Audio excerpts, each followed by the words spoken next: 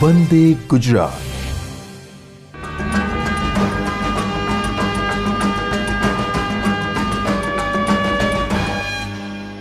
નમસ્કાર વિદ્યાર્થી મિત્રો, આજે આપણે યુનિટ 5ની અંદર ભાગ 6માં આદર્શ વાયુથી વાસ્તવિક વાયુઓ શા માટે વિચલન દર્શાવે છે અને કેવી રીતે વિચલન દર્શાવે છે એની આપણે ચર્ચા કરીશું। મિત્રો, આપણે જાણીએ છીએ આદર્શ વાયુ માટે આદર્શ વાયુ સમીકરણ P બરાબર nRT। એવું કહેવાય કે જે વાયુઓ આ વાયુના નિયમો ચાર્લ્સ, બોyle, ગેલ્યુસેક અને ઇવન P બરાબર nRT આ સમીકરણનું પાલન કરતા હોય એ વાયુઓને આપણે વાસ્તવિક આદર્શ વાયુઓ કહીએ છીએ। બધા જ વાયુઓ આ સમીકરણનું આ રીતે જ પાલન કરતા હોય એવું જરૂરી નથી। વાસ્તવમાં તો આદર્શ વાયુઓ છે જ નહીં, પણ જુદા જુદા વાયુઓ hydrogen, nitrogen, oxygen, methane, carbon dioxide આ જુદા જુદા સમયે જુદી જુદી પરિસ્થિતિમાં તાપમાન અને દબાણની જુદી જુદી પરિસ્થિતિમાં એ આદર્શ વાયુ તરીકે વર્તે છે। આપણે એ અભ્યાસ કરીશું કે શા માટે વાયુઓ આદર્શ પરિસ્થિતિથી વિચલન દર્શાવે છે, મતલબ કે વાસ્તવિક વાયુઓનું આદર્શ વાયુની પરિસ્થિતિથી વિચલન કેમ અને એનો ઉકેલ શું એ આપણે ભણીશું। મિત્રો, આગળ આપણે બોયલના નિયમમાં ઘણા બધા સમતાપી વક્રો જોયેલા છે। એમાંનો એક વક્ર છે પીવી વર્સિસ પીનો ગ્રાફ। જુઓ મિત્રો, અહીં આપણી સામે પીવી વર્સિસ પીનો ગ્રાફ છે। આપણે જાણીએ છીએ તેમ પીવીનો પી અને વીનો ગુણાકાર એ અચળ રહે। પી અને વીનો ગુણાકાર હંમેશા અચળ રહે। જે વાયુઓ આદર્શ વાયુ તરીકે વર્તતા હોય એ વાયુઓ માટે આ પીવી વર્સિસ પીનો આલેખ પી અક્ષને સમાંતર હોય, એટલે જે વાયુ આદર્શ છે એમનો ગ્રાફ આ રીતે પી અક્ષને સમાંતર આવે। મિત્રો, આપણે જાણીએ છીએ તેમ દબાણ વધે તો કદ ઘટે અને દબાણ ઘટે તો કદ વધે, પણ બંનેનો ગુણાકાર તો અચળ રહે અને એને જ આદર્શ વાયુ કહેવાય। આલેખની અંદર આપણને દેખાય છે H2 વાયુ માટે, હિલિયમ વાયુ માટે આ આલેખ આદર્શ વાયુથી વિચલન દર્શાવે છે। અચળ રહેવો જોઈએ, આદર્શ વાયુ માટે પીવીનો ગુણાકાર અચળ રહેવો જોઈએ। દબાણ બદલાય છતાં, એટલે દબાણ વધે પણ ગુણાકાર અચળ રહે, કારણ કે દબાણ વધશે કદ ઘટશે, સરવાળે ગુણાકારનું મૂલ્ય અચળ રહે। પણ આ હાઇડ્રોજન અને હિલિયમ વાયુઓ માટે આપણને જોવા મળે છે કે દબાણ વધે તેમ પી અને વીનો ગુણાકાર વધતો જાય છે। આનો અર્થ એવો હોઈ શકે કે દબાણ વધે તેમ વી ઘટવો જોઈએ, જેટલો ઘટવો જોઈએ, કદ જેટલું ઘટવું જોઈએ એટલું ઘટતું નહીં હોય, તો જ આ આલેખ આ પ્રમાણે ઉપર તરફ જાય। આ ઉપર જાય એના માટે આપણે કહી શકીએ કે આ હાઇડ્રોજન અને હિલિયમ વાયુ ધન વિચલન દર્શાવે છે। આદર્શ વર્તણૂકમાંથી વિચલન દર્શાવે છે, પણ કેવું વિચલન? તો કે ધન વિચલન દર્શાવે છે, કારણ કે એમના માટે ગ્રાફ ઉપર જાય છે। એ જ પ્રમાણે મિત્રો, કાર્બન મોનોક્સાઇડ, મિથેન આ વાયુઓનો પીવી વર્સિસ પીનો ગ્રાફ આપણે જોઈએ તો શરૂઆતમાં નીચા દબાણે પીવીનો ગુણાકાર ઋણ થાય છે। જેમ જેમ દબાણ વધતું જાય ઋણથી પછી આદર્શ વાયુના લેવલમાં આવે છે અને પછી સીધું જ વધી જાય છે। એટલે કે નીચા દબાણે આ કાર્બન મોનોક્સાઇડ માટે આ ગ્રાફ ઋણ વિચલન દર્શાવે છે। એ રીતે મિથેન માટે આ ઘણું મોટું વિચલન છે। અમુક ચોક્કસ હદ સુધી ન્યૂનતમ મૂલ્ય પ્રાપ્ત કરી પછી વધે છે, વચ્ચે આદર્શ વાયુના લેવલમાં આવે છે અને પછી સળંગ વધે છે। કાર્બન મોનોક્સાઇડ અને મિથેન માટે આ ઋણ વિચલન કહેવાય। આનો મતલબ એવો થાય કે આ વાયુઓ માટે નીચા દબાણે ઋણ વિચલન છે અને ઊંચા દબાણે એટલે અહીંયા આ આગળ જતાં તમારો વાયુ ધન વિચલન દર્શાવે છે. એટલે આદર્શ વાયુની પરિસ્થિતિથી વિચલન દર્શાવે છે, ધન વિચલન અથવા ઋણ વિચલન. મિત્રો, આપણે જાણી શકીએ છીએ કે આવું શા માટે હોઈ શકે. ખાસ કરીને એમાં લાગુ પડતા આંતરઆણ્વીય આકર્ષણ બળો આમાં જવાબદાર હોય.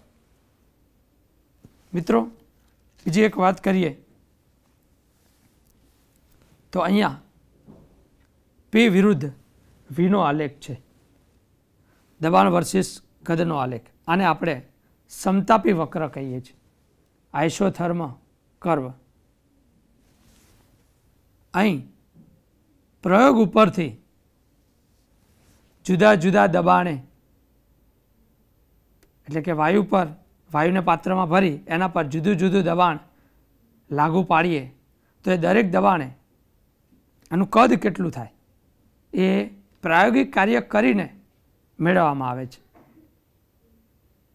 અને પછી એ દબાણ અને કદના મૂલ્યો પરથી આ આલેખ આપણે દોરીએ તો આ પ્રમાણે સમતાપી વક્ર આપણને મળે.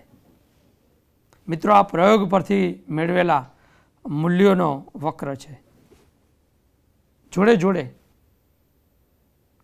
જુદા જુદા દબાણના મૂલ્યો આ પીવી બરાબર કે આ સૂત્રની અંદર મૂકીએ કે એની કિંમત અચળ છે એનો ઉપયોગ કરી જુદા જુદા પી માટે આ સૂત્ર પરથી વી શું આવે છે, વી એટલે કદ, જુદા જુદા દબાણ માટે આ કદ વી શોધીને એનો આપણે ગ્રાફ દોરેલો છે.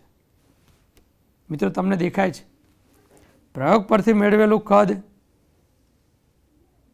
આદર્શ પરિસ્થિતિ એટલે કે સૂત્ર પરથી મેળવેલા કદ કરતાં થોડું વધારે છે. આ એટલે વિચલન છે. આદર્શ વાયુ માટે આ રીતે આવવું જોઈએ, આ સૂત્ર પ્રમાણે આ આવવું જોઈએ, પણ ખરેખર પ્રયોગમાં એવું આપણને અવલોકન જોવા મળતું નથી.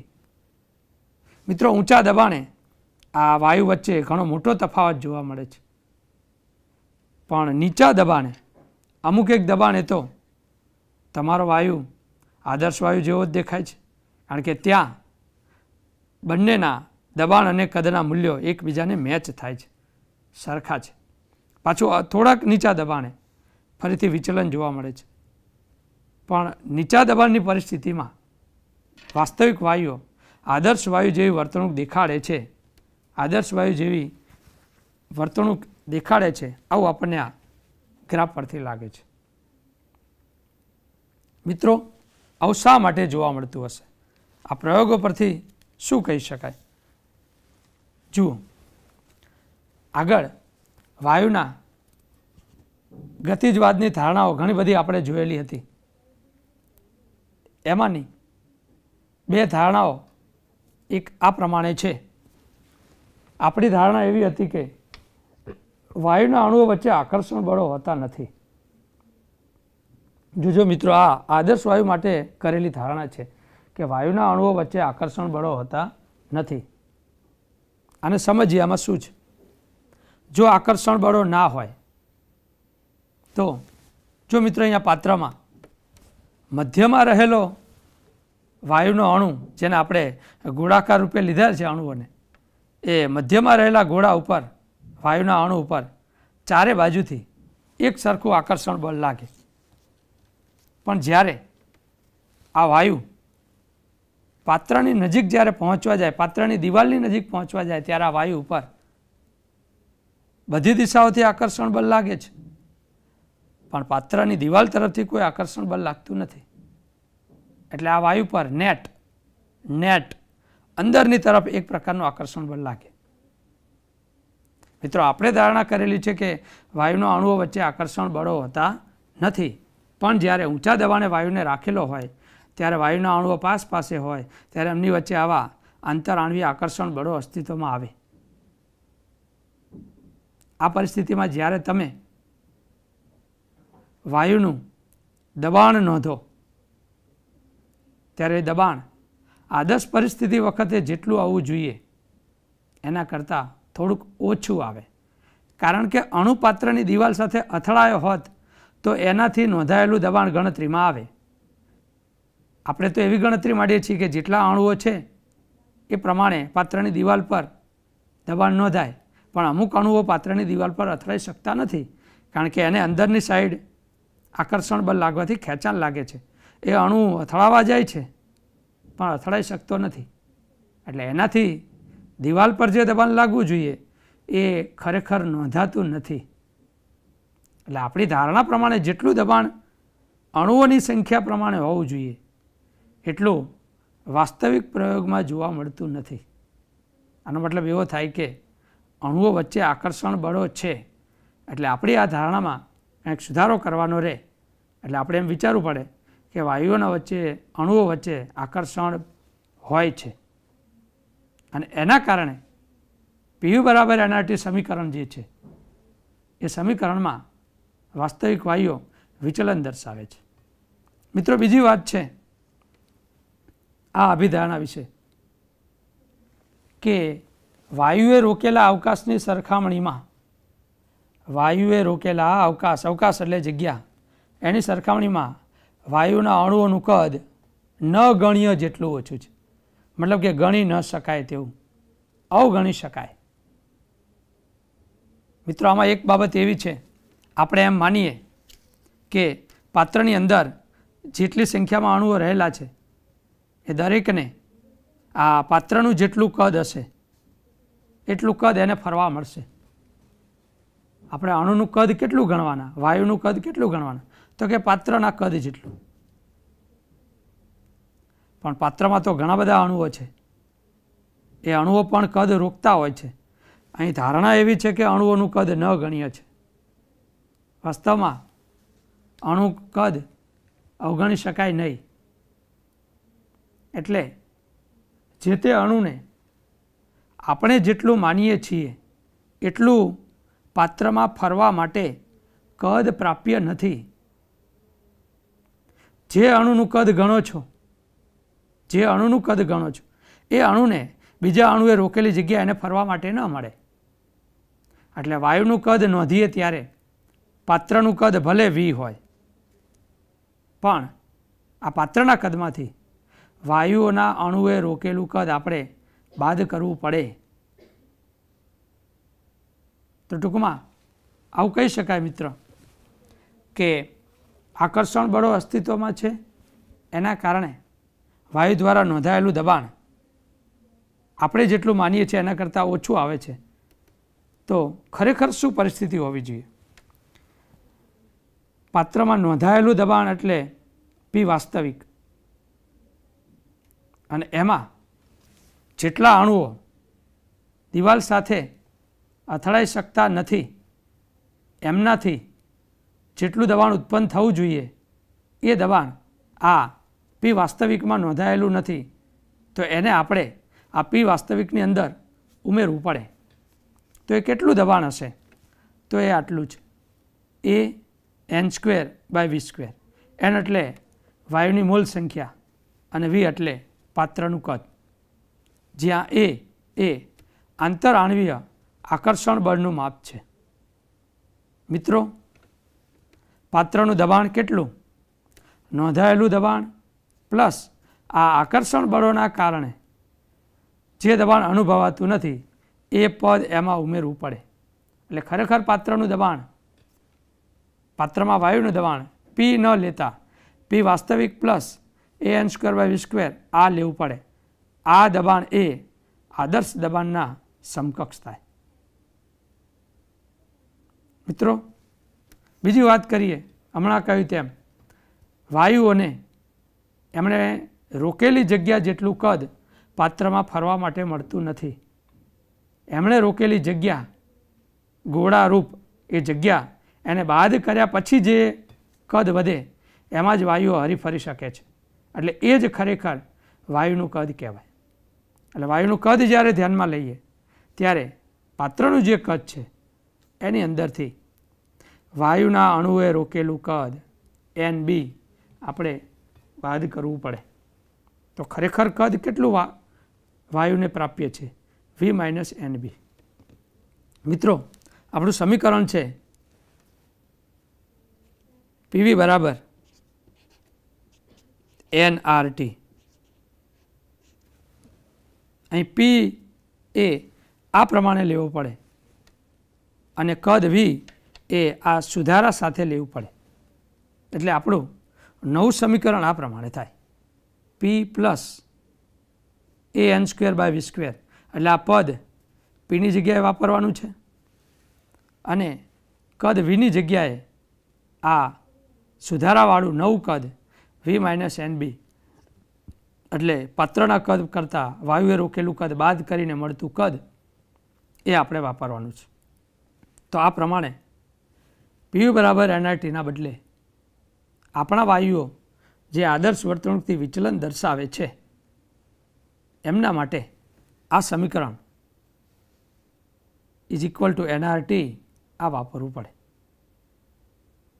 આ સમીકરણને વાન ડર વાલ્સ સમીકરણ કહેવાય. નીચેવાળું સમીકરણ આદર્શ વાયુ સમીકરણ છે, જ્યારે આ સમીકરણ વાસ્તવિક વાયુઓ માટે ખરેખર આ સમીકરણનું એપ્લિકેશન લેવાય અને આપણે કહીશું વાન ડર વાલ્સ સમીકરણ. અહીં પી એ ખરેખર પાત્ર દ્વારા નોંધાયેલું દબાણ છે, એન વાયુના મોલ છે, વી પાત્રનું કદ છે, એ આંતરઆણ્વીય આકર્ષણ બળનું માપ છે. જેટલું આંતરઆણ્વીય આકર્ષણ બળ વધારે હશે એ પ્રમાણે આ સુધારેલા પદનો આંકડો વધતો જશે, કારણ કે દબાણ ઓછું નોંધાય છે એને સમકક્ષ કરવા માટે આ પદ વધતું જશે. આ પાત્રનું કદ વાયુના બધા અણુએ રોકેલું કુલ કદ જે બાદ કરતાં ખરેખર વાયુઓનું કદ આ કહેવાય, = nRT. n વાયુના મોલ, R વાયુ અચળાંક અને T તાપમાન છે. તો મિત્રો આને આપણે કહીશું વાન ડર વાલ્સ સમીકરણ. ટૂંકમાં વાસ્તવિક વાયુઓ આદર્શ વાયુ જેવી પરિસ્થિતિ દર્શાવતા નથી, કારણ એ વખતે નોંધેલી આ અભિધારણાઓ છે. એટલે આપણે આવું ન માની શકીએ કે વાયુના અણુઓ વચ્ચે આકર્ષણ બળો નથી. આપણી વચ્ચે રહેલા વાયુઓમાં અવશ્ય આકર્ષણ બળો હોય જ, અને વાયુના અણુએ રોકેલું કદ ન ગણ્ય છે એવું પણ ન લઈ શકાય. એ અણુઓ પણ જગ્યા રોકે છે અને એને લઈને એના અચળાંકો અહીં ધ્યાનમાં લેવા પડે. એટલે આ પ્રમાણે વાન ડર વાલ્સ સમીકરણ આપણે ધ્યાનમાં રાખવું પડે અને આ બંને અચળાંકોની કિંમતો એ તાપમાન અને દબાણથી સ્વતંત્ર હોય.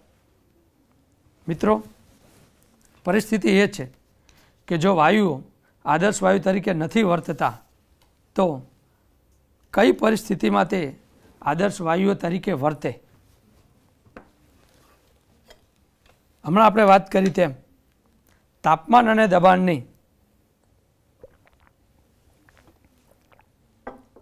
અલગ અલગ પરિસ્થિતિમાં વાયુઓ આદર્શ વાયુ તરીકે વર્તે. જો મિત્રો આપણી સામે એક ગ્રાફ છે, Z વર્સિસ P. આ Z એ શું છે કે Z એ સંકોચનીયતા અવયવ છે.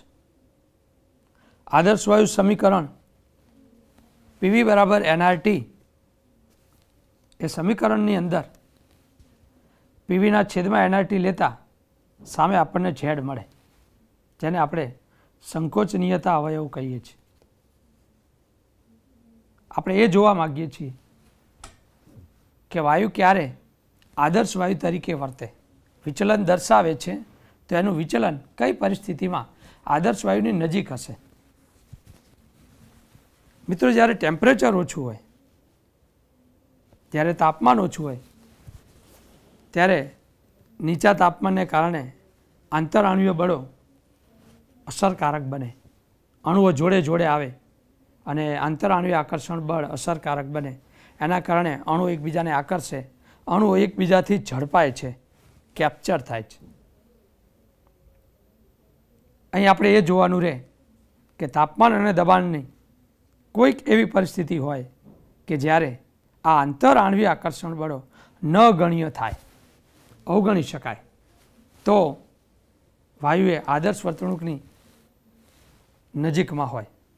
મિત્રો, અહીં જે આપણે આલેખ દોરેલો છે Z વર્સિસ Pનો, એમાં આપણને જોવા મળે છે આ ઝેડને આપણે કહીશું સંકોચનીયતા અવયવ, કમ્પ્રેસિબિલિટી ફેક્ટર. જુદા જુદા દબાણે ઝેડની કિંમતો 0.5, 1, 1.5 આ રેન્જમાં ચાલે છે. મિત્રો, જેમ જેમ પી વધતો જાય એમ આદર્શ વાયુ માટે તો પીવી બરાબર એનઆરટી આ સમીકરણ હોય. એનઆરટીને આના છેદમાં રાખીએ તો પીવીના છેદમાં એનઆરટી ઇઝ ઇક્વલ ટુ 1 થાય. અને એ આના આપણે ઝેડ કીધેલો છે, સંકોચનીયતા અવયવ એ લખ્યું છે. મિત્રો, આદર્શ વાયુ માટે ઝેડ બરાબર 1 હોય. એ ગ્રાફમાં પણ આપણને દેખાય છે. ઝેડની વેલ્યુ 1 છે એટલે એ પરિસ્થિતિ એટલે આદર્શ વાયુની છે. એટલે દબાણ વધે, આદર્શ વાયુ માટે દબાણ વધે તેમ ઝેડની વેલ્યુ અચળ રહે. કેટલી હોય? 1. આદર્શ વાયુ માટે કમ્પ્રેસિબિલિટી ફેક્ટર સંકોચનીયતા અવયવ 1 હોય. મિત્રો, અહીં દેખાય છે નાઇટ્રોજન વાયુ માટે આ પરિસ્થિતિ ગ્રાફ આ પ્રમાણે ચાલે છે. એના માટે ઝેડની વેલ્યુ 1 કરતાં વધારે છે. અહીં નીચે 1 થી ઓછી વેલ્યુ છે, અહીં 1 થી વધારે કિંમતો છે.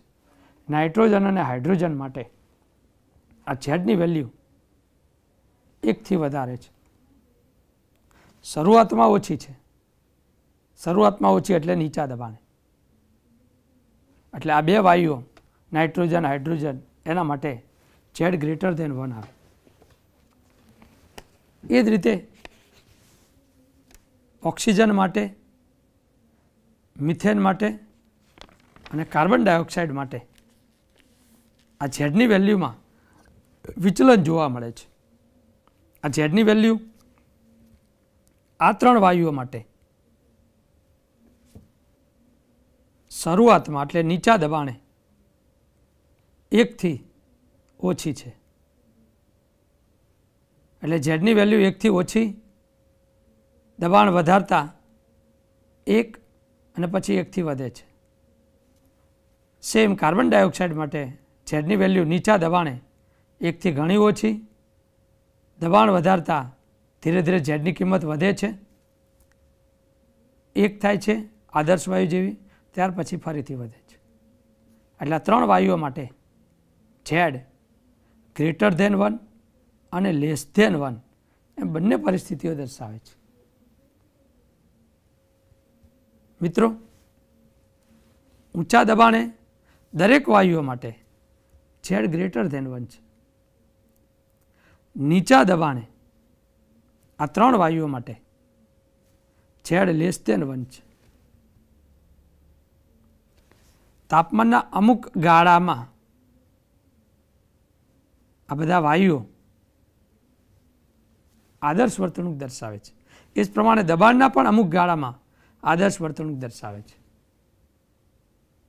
તો આના ઉપરથી મિત્રો એવું કહી શકાય કે તમારો વાયુ આદર્શ પરિસ્થિતિ તરીકે ક્યારે વર્તે, અથવા આદર્શ વાયુની જે વિચલન અવસ્થાઓ છે, આદર્શ વાયુની જે પરિસ્થિતિ છે એનાથી વિચલન ઓછું ક્યારે દર્શાવે, તો નીચા દબાણે એનું વિચલન ઓછું હોય.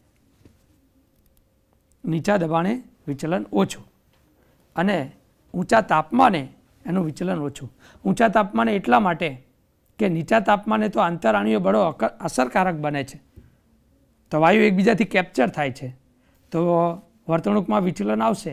માટે વાયુઓ જોડે ન હોય એ પરિસ્થિતિ કઈ, તો તાપમાન વધારે હોય તો ગતિ ઉર્જા વધારે હોય તો અણુઓ છૂટા છવાયા હોય તો આકર્ષણ બળ ઓછું હોય. એટલે નીચા દબાણે અને ઊંચા તાપમાને આ બધા વાયુઓ આદર્શ વર્તણૂક દર્શાવતા હોય છે. જે તાપમાને વાયુ આદર્શ વર્તણૂક દર્શાવે એ તાપમાનને એ વાયુનું બોઇલ તાપમાન કહેવાય, અથવા બોઇલ બિંદુ પણ કહી શકાય.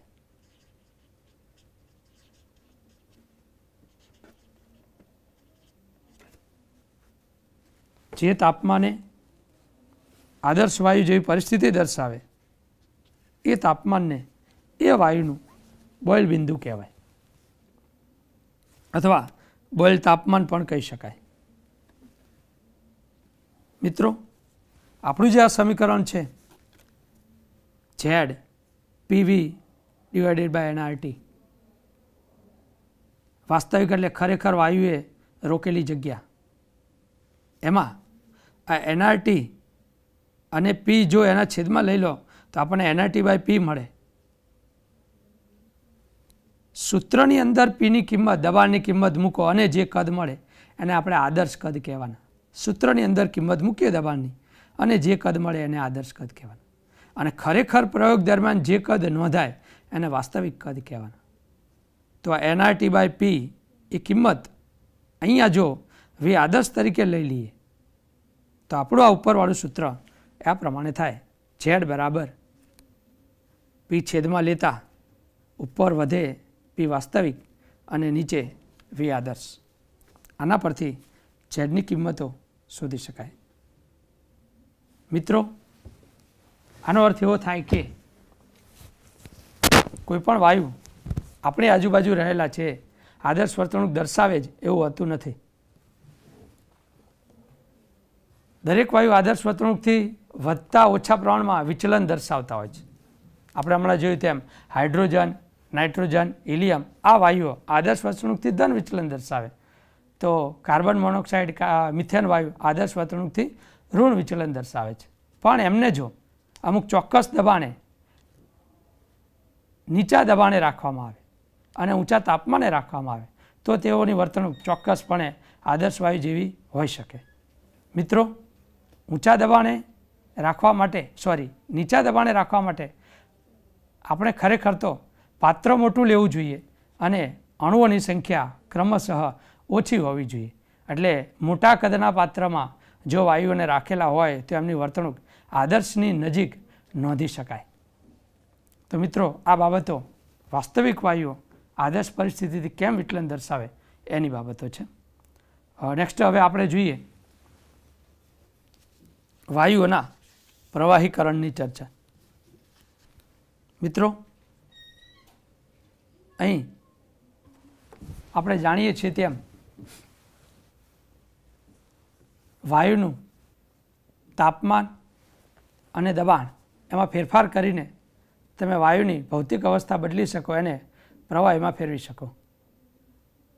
વાયુના અણુઓ પાસે આવે એટલે તાપમાનમાં ઘટાડો કર્યો હોય તો જ પાસે આવે, અને દબાણ જો વાયુ પર વધારીએ તો પણ અણુઓ પાસે આવે, અને પાસે આવેલા અણુઓ ધીમે ધીમે પ્રવાહી સ્થિતિમાં ફેરવાય. એટલે તાપમાન ઘટાડીને અને દબાણ વધારીને વાયુને પ્રવાહીમાં ફેરવી શકાય.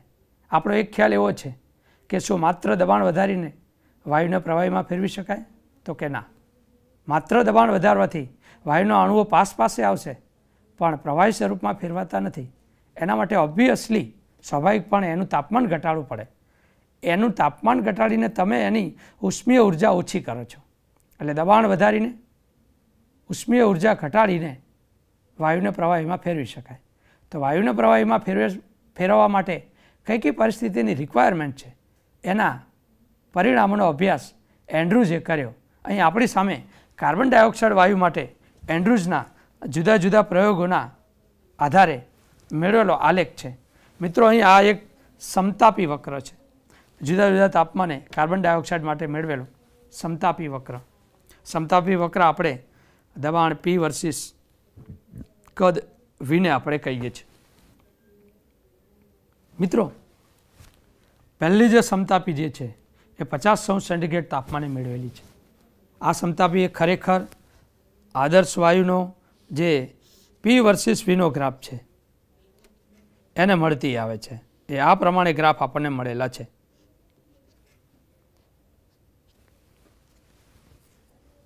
આ પી વર્સિસ વીના આલેખનો સમતાપી વક્ર જે આપણને 50° દેખાય છે.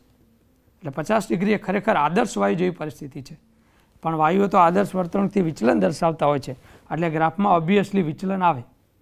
આપણે અહીંયા એ જાણવા માગીએ છીએ કે કાર્બન ડાયોક્સાઇડ માટે આ પ્રવાહીકરણ કેવી રીતે શક્ય છે અને એ પ્રવાહીકરણ વખતે શું પરિસ્થિતિ હશે. હમણાં કહ્યું તેમ તાપમાન ઘટાડવું પડે અને દબાણ વધારવું પડે. તાપમાન ઘટાડીએ અને દબાણ વધારીએ, જેમ જેમ દબાણ વધશે એમ કદમાં પણ ઘટાડો થશે, કારણ બોયલનો નિયમ. તાપમાન વધે દબાણ વધે એમ કદમાં ઘટાડો થાય. મિત્રો અહીં આપણે એવું સમજીશું કે આ V1 કરતાં VC, VC કરતાં V2 અને V2 કરતાં V3 એ ઘટતી જતી દિશામાં દબાણો છે. કારણ કે દબાણ વધશે, આ દબાણ છે એ જેમ વધશે એમ ઘટતી જતી પ્રમાણમાં કદનું મૂલ્ય બતાવે. મિત્રો બીજો એક ગ્રાફ છે, આ ગ્રીન કલર એ 31.1 સેન્ટીગ્રેડે મેળવેલો આલેખ છે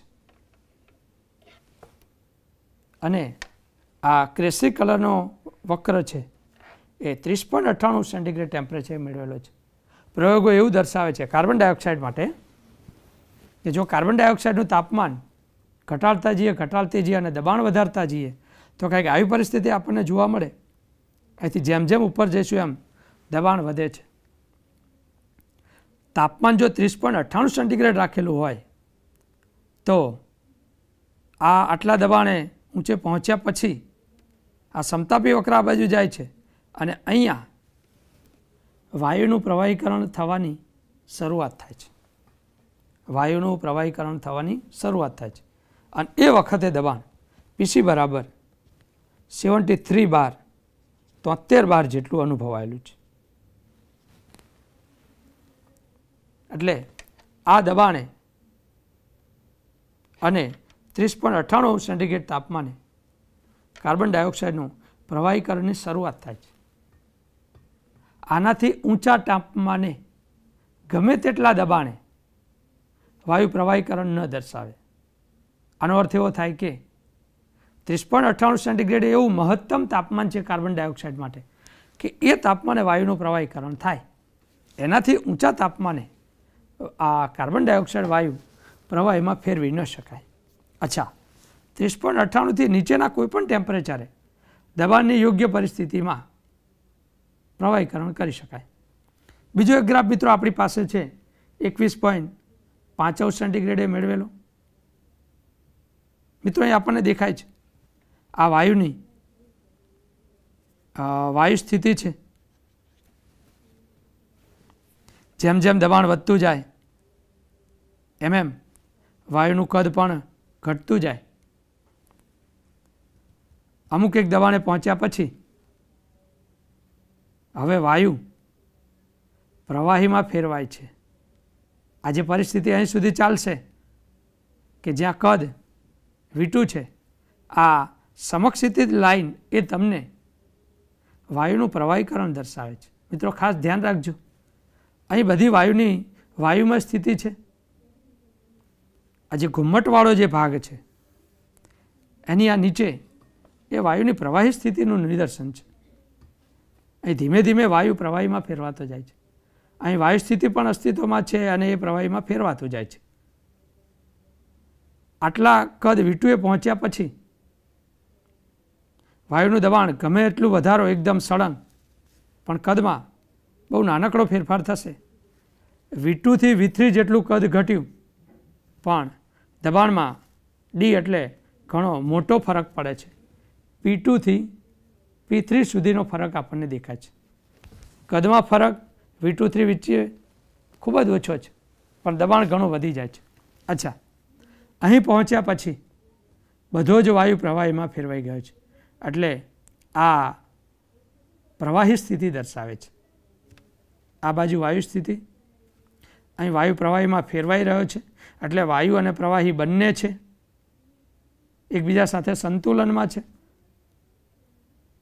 ઘુમ્મટના બહારના ભાગમાં આ વાયુની સંપૂર્ણ પ્રવાહી સ્થિતિ છે. મિત્રો, જે તાપમાને વાયુ પ્રવાહીમાં ફેરવાય એ તાપમાન 30.98 સેન્ટીગ્રેડ એ કાર્બન ડાયોક્સાઇડ માટે ક્રાંતિક તાપમાન છે. કેલ્વિનમાં 304.1 કેલ્વિન. આ તાપમાને વાયુ પ્રવાહીમાં ફેરવાય ત્યારે એનું કદ VC જેટલું હોય એ કદને આપણે ક્રાંતિક કદ કહીશું. કાર્બન ડાયોક્સાઇડ માટે 0.0956 ડેસીમીટર ક્યુબ છે. જે દબાણ રાખવાથી પ્રવાહીકરણની શરૂઆત થઈ એ PC એ કાર્બન ડાયોક્સાઇડ માટે 73 બાર છે. મિત્રો અહીંયા TC, VC અને PC આ ત્રણેય કાર્બન ડાયોક્સાઇડના પ્રવાહીકરણ માટેની જરૂરી પરિસ્થિતિવાળા અચળાંકો છે આને ક્રાંતિક અચળાંકો કહેવાય. ક્રાંતિ તાપમાન, ક્રાંતિક કદ અને ક્રાંતિક દબાણ. કાર્બન ડાયોક્સાઇડ વાયુ માટેના આ ત્રણેય અચળાંકો છે. આનો અર્થ એવો થાય 30.98 સેન્ટીગ્રેડથી ઉપરના ટેમ્પરેચરે કાર્બન ડાયોક્સાઇડ પર ગમે તેટલું દબાણ વધારો તો પણ એ પ્રવાહીમાં ન ફેરવાય. પણ 30.98થી નીચા ટેમ્પરેચરે અને 73 બાર દબાણથી ઊંચા દબાણે તમારો વાયુ પ્રવાહીમાં ફેરવાઈ શકે. મિત્રો, આ ઘુમ્મટ આકારની નીચે વાયુ પ્રવાહીમાં ફેરવાઈ રહ્યો છે એટલે અહીંયા વાયુ અને પ્રવાહી એકબીજાના સંતુલનમાં છે અને બંને એકબીજાથી સ્પષ્ટ ભેદ રેખાથી અલગ જોવા મળે. પાત્રમાં વાયુ અને પ્રવાહી બંને એકબીજાથી સ્પષ્ટ દેખાય આ ઘુમ્મટની નીચેની પરિસ્થિતિમાં. ઘુમ્મટની બહાર અહીંયા વાયુ સ્થિતિ છે, આ બાજુ પ્રવાહી સ્થિતિ છે. મિત્રો, બીજી એક વસ્તુ જોઈએ. વાયુનું દબાણ એ જેટલું હોય, તાપમાન 30.98 સેન્ટીગ્રેડ રાખેલું હોય, દબાણ વધારતા જઈએ કદમાં ફરક નથી પડતો. આ એફ બિંદુ છે, કદ V1 હોય, દબાણ વધારો તો આ ગ્રીન કલરનો આલેખ એ 31.1 સેન્ટીગ્રેડ છે. આ પરિસ્થિતિમાં દબાણ વધારવાથી શું જોવા મળે એની વાત કરીએ. એફ બિંદુથી જેમ જેમ દબાણ વધશે વાયુનું કદ પણ ઘટતું જાય છે, દબાણ વધે છે, કદ ધીમે ધીમે ઘટે છે. મિત્રો, આ ઘુમ્મટની ઉપરના ભાગમાં છે, મતલબ કંઈ પ્રવાહીકરણ થતું નથી. તમે અત્યંત વધારે દબાણ અપ ટુ જી બિંદુ સુધી અત્યંત ઊંચું દબાણ વાયુ પર લાગુ પાડો તો 30.31 સેન્ટીગ્રેડ છે તો વાયુ ક્યારે પ્રવાહીમાં ન ફેરવાય. પણ એ પરિસ્થિતિ શું હોય તો કે વાયુ એ એવી પરિસ્થિતિમાં ફેરવાઈ જાય કે જાણે કે પ્રવાહી છે એવું લાગે. કારણ કે દબાણ અત્યંત વધવાથી કણો પાસે આવી જશે અને વાયુના કણો પાસે આવે એટલે સ્વાભાવિક છે કે પ્રવાહીમાં ફેરવાય, પણ એ પ્રવાહી સ્થિતિ મળતી નથી. વાયુની પ્રવાહી જેવી સ્થિતિ આભાસી સ્થિતિ છે એને દ્રવ કહેવાય. વાયુની આ સ્થિતિને આપણે કહીશું દ્રવ. અહીં વાયુ અને પ્રવાહી વચ્ચે સાતત્ય હોય છે. શું હોય છે? સાતત્ય. આ જી જેટલું કદ ઘટાડો, V3 સુધીનું કદ ઘટાડેલું છે. દબાણ આ જીની સામે જે જોવા મળશે એટલું હશે, અત્યંત ઊંચું દબાણ. પણ વાયુની સ્થિતિ તો વાયુ જેવી જ, પ્રવાહી તો નહીં જ. પ્રવાહી જેવી કહી શકાય પણ પ્રવાહી નહીં. અહીં વાયુ એક એવી પરિસ્થિતિમાં આવે છે કે ન એ વાયુ જેવો દેખાય ન પ્રવાહી જેવો દેખાય. વાયુ અને પ્રવાહી બંને એકબીજામાં ભળી ગયેલા હોય એવા, બંનેને એકબીજાથી અલગ ન પાડી શકાય. અહીં વાયુ અને પ્રવાહી વચ્ચેનો ભેદ પારખી શકાતો નથી. અહીં માત્ર એક જ કલા હાજર હોય. કલા એટલે અવસ્થા, એ વાયુ અવસ્થા જ હાજર હોય. આ ઘુમ્મટની આ ઉપરના ભાગમાં આ ગમે ત્યાં વાયુની એક જ અવસ્થા હોય, એ વાયુમય અવસ્થા. પણ જો જીથી એચ તરફ જઈએ તો આ એચ એટલે 30.98 સેન્ટીગ્રેડના સંદર્ભમાં છે. તો જીથી એચ પર જવા માટે તમારે આટલું ઊંચું દબાણ આપીને જી સુધી પહોંચ્યા છો, એટલે કે આટલું કદ પ્રાપ્ત કર્યું છે V3 જેટલું, અને હવે જો એનું ટેમ્પરેચર જી એટલે 31.1 ઘટાડીને 30.98 કરી દઈએ તો એચ પરિસ્થિતિ મળે. હવે અહીંથી નીચે તાપમાન સહેજ પણ ઘટે એટલે પ્રવાહી મળવાનું ચાલુ થાય. આ વાયુની પ્રવાહી સ્થિતિ છે. જીથી ઉપર પ્રવાહી સ્થિતિ નહીં, ભલે દબાણ 73 બારથી વધારે છે પણ તાપમાન 30.98થી વધારે છે એટલે ન હોય. આ વાયુ સ્થિતિ અહીં પ્રવાહી જેવું લાગશે. વાયુ અને પ્રવાહી જાણે કે એકબીજામાં ભળી ગયેલા છે, બેને અલગ પારખી ન શકાય, એને દ્રવ કહેવાય. અત્યંત ઊંચા દબાણે આ દ્રવ સ્થિતિ કહેવાય. પણ તાપમાન જ્યારે ઘટાડીને 30.98થી નીચે લઈ જઈએ ત્યારે જ માત્ર પ્રવાહીમાં ફેરવાય. તો અહીં ઘુમ્મટ આકારની જમણી બાજુ વાયુ સ્થિતિ છે, અહીં પણ વાયુ સ્થિતિ છે, પણ અહીંયા વાયુના અણુઓ ખૂબ જ નજીક આવી ગયેલા હોય છે. પ્રવાહી સ્થિતિ જેવું અનુભવાય, પણ પ્રવાહી સ્થિતિ નહીં. પણ આટલું ઊંચું દબાણ એપ્લાય કર્યા પછી જો તાપમાન ઘટાડીને 30.98થી નીચે લઈ લઈએ તો પ્રવાહી સ્થિતિ જોવા મળે. ટૂંકમાં Hથી નીચેની પરિસ્થિતિમાં વાયુ પ્રવાહી હશે, એટલે એનું પ્રવાહીકરણ થાય છે. વાયુ સ્થિતિ, અહીંયા પ્રવાહી સ્થિતિ, અને અહીંયા વાયુ પ્રવાહીમાં ફેરવાઈ રહ્યો છે. અહીં વાયુ અને પ્રવાહી એકબીજાના સંતુલનમાં હોય છે. મિત્રો, આ રીતે બધા જ આલેખની અંદર આ પરિસ્થિતિઓ જોવા મળે. મિત્રો, એક વસ્તુ એ પણ છે,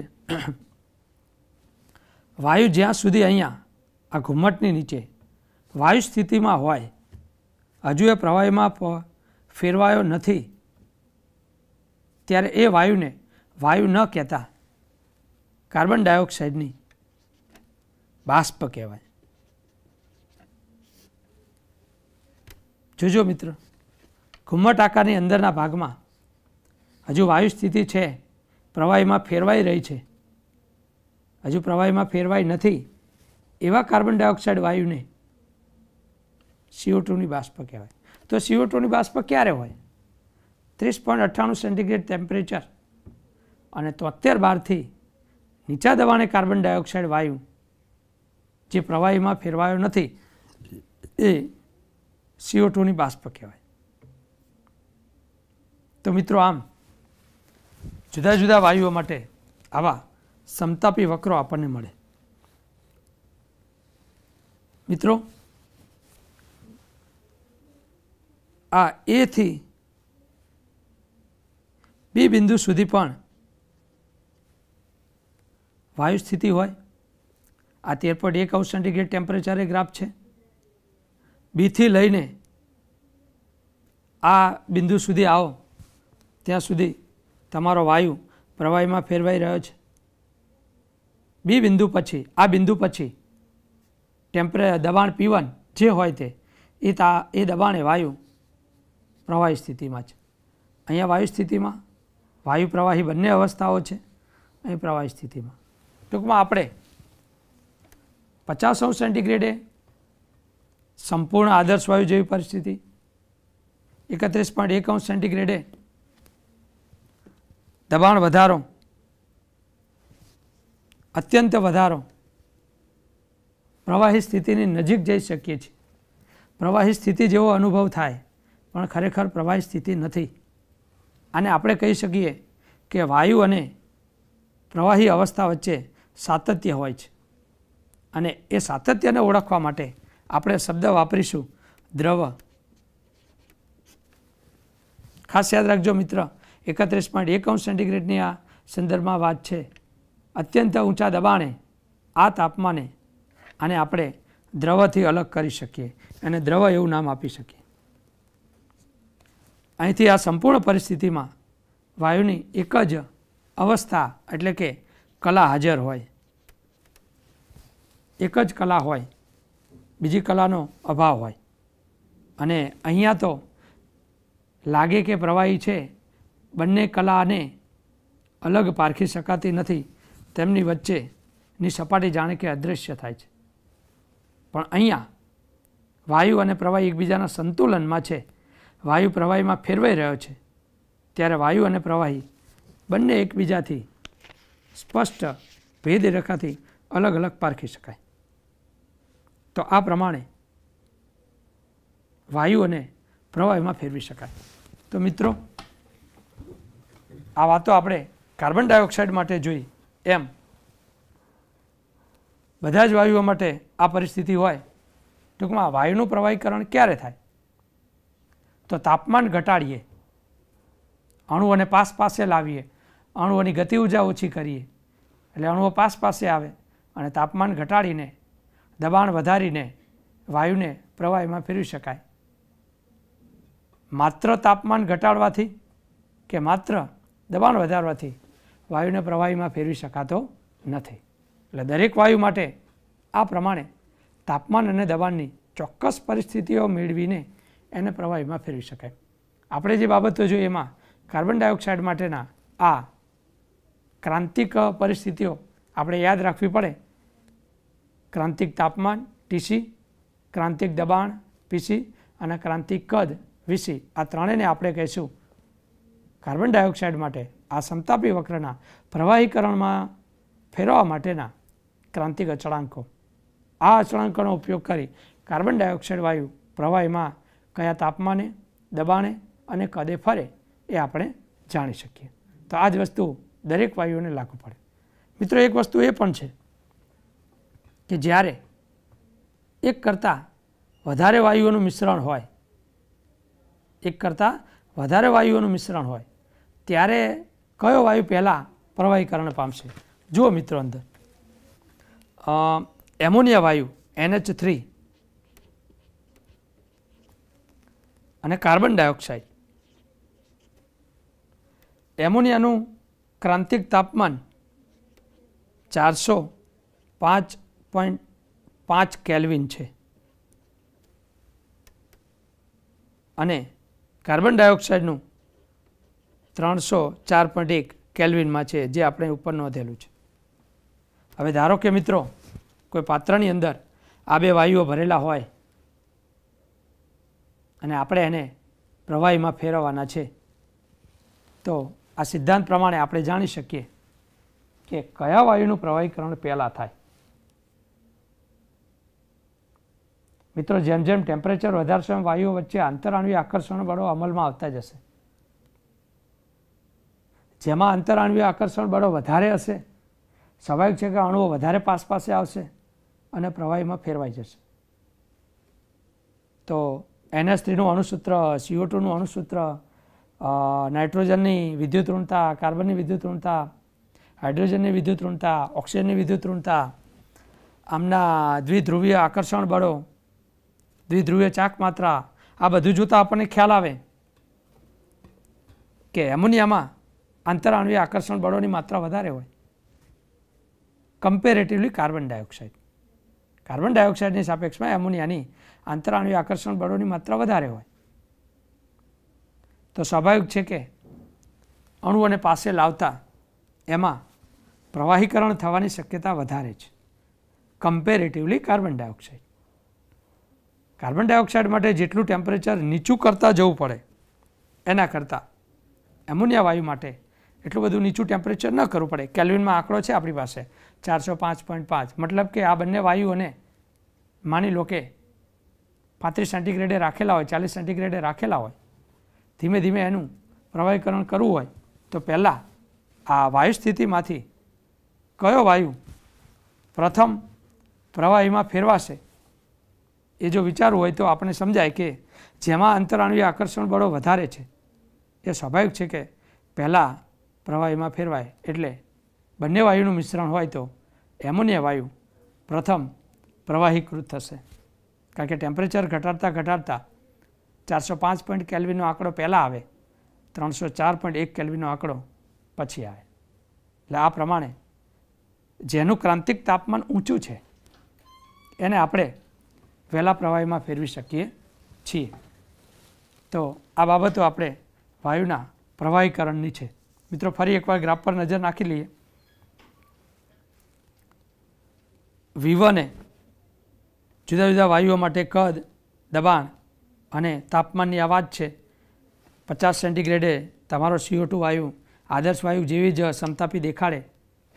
31.1 સેન્ટીગ્રેડે વાયુ આ પ્રમાણે સમતાપી દર્શાવે છે અને 30.98 સેન્ટીગ્રેડે વાયુને આપણે રાખીએ અને એનું ઉપરનું દબાણ ધીમે ધીમે વધારતા જઈએ તો 73 બાર દબાણે વાયુનું પ્રવાહીકરણની શરૂઆત થાય છે.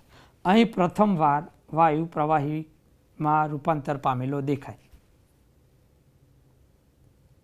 આનાથી નીચા કોઈ પણ ટેમ્પરેચરે આપણે કાર્બન ડાયોક્સાઇડનું પ્રવાહીકરણ કરી શકીએ. 21.5 સેન્ટીગ્રેડ, 13.1 સેન્ટીગ્રેડ.